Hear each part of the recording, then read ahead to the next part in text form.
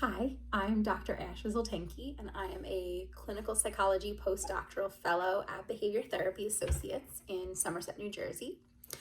So recently, an article came out with the BBC that talked about procrastination and some of the causes of procrastination and sort of how we're changing our thoughts regarding people who procrastinate.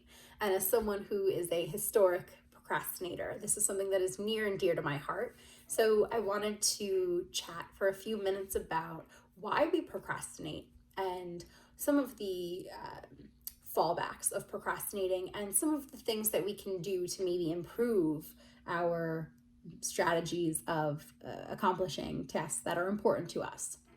So historically, the thought process behind procrastinating is that individuals are just poor with time management skills. So they don't set themselves up for enough time to accomplish something, and then all of a sudden it's late at night, the night before something is due, and they realize that it hasn't been completed. So now they are rushing to get something, whatever the assignment is, completed.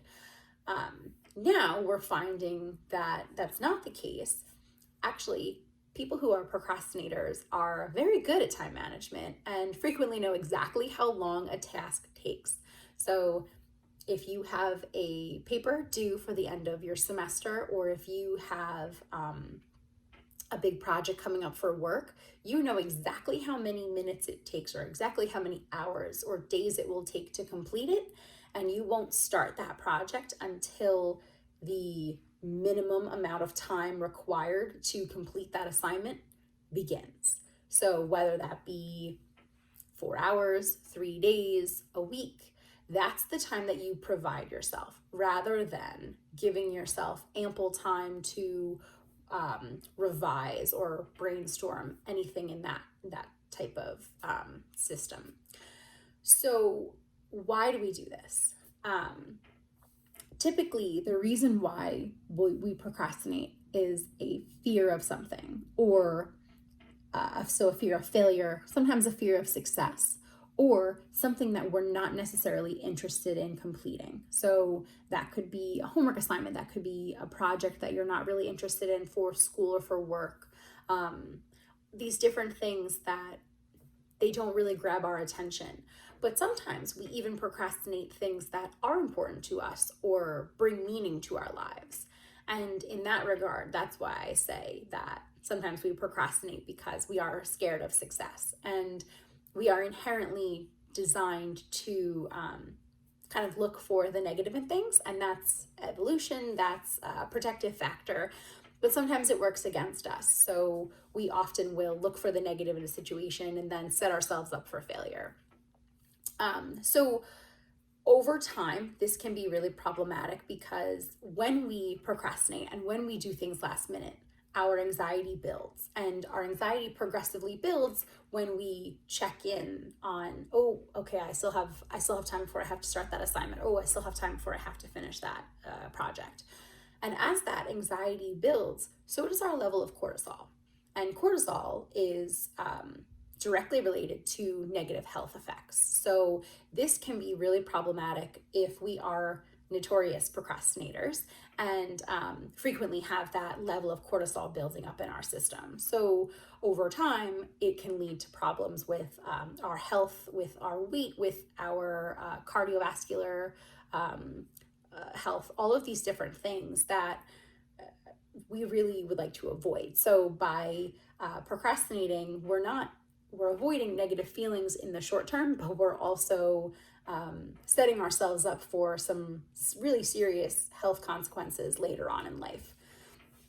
So how can we start to navigate this procrastination a little differently? And how can we break the cycle of doing what's always been done? And now is kind of the time to do that, because as we've been working from home, we have had more lax regulations in terms of due dates and things that are really required of us. So what are some things that we can implement day to day to help us? So the article also that the BBC published discusses acceptance and commitment therapy, which is known as ACT. ACT is a therapeutic orientation that revolves around psychological flexibility, which is the ability to stay in contact with the present moment, regardless of unpleasant thoughts and feelings, and making choices based on values. So what is important to you, and living within those personal values. So when we're talking about procrastination and when we're talking about acceptance commitment therapy, really what we're focusing on is kind of two-part. So it's being able to sit with that discomfort of, oh, I have a big assignment coming up. This is a really meaningful, important assignment. Or on the other side, this is a really difficult, challenging assignment that I'm not interested in. And really sitting with and understanding those thoughts and emotions as they come up without trying to alter or eliminate them, which is typical, where we try to reduce or avoid those bad emotions and replace them with positive ones. Through ACT, we learn to just sit with them and exist, allow them to exist, and acknowledge the fact that you can still do the things that are meaningful to you, regardless of any negative emotion or thought that might come into your head. So that's part one, is kind of sitting with that emotion. And then we refer to what are called toward behaviors. So formally, it's committed action. And what this does is it allows us to pursue our values and to act in accordance with our values while still understanding and validating our own experiences. So understanding that something is challenging, but then still saying, okay, I need to achieve this. I need to achieve a good grade in order to move up to the next level of course for my major. I need to finish this paper in order to get a good grade. I need to submit this project for a promotion or for a grant that I'm working toward. So you're working on individual goals, but the idea is over time you're working toward your values.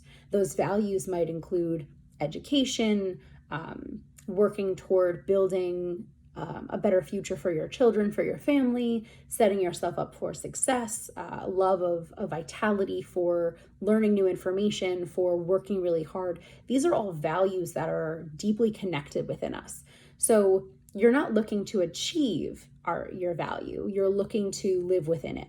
You'll never, if you have a value of learning, you'll never stop learning. So the idea is committing to the action of pursuing the value and living within that value. In the ACT community, we say if you have a value is like heading west. When do you stop heading west? The answer is you don't have to, right? You never stop heading west.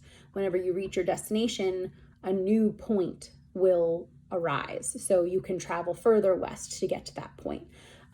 It's the same thing with any of our values that we identify. You don't go to bed at the end of the day and say, great, I was a supportive parent. I can check that off the list. I don't have to complete that tomorrow. That's not the case, right? So we work toward our behaviors, help us work toward living within our values.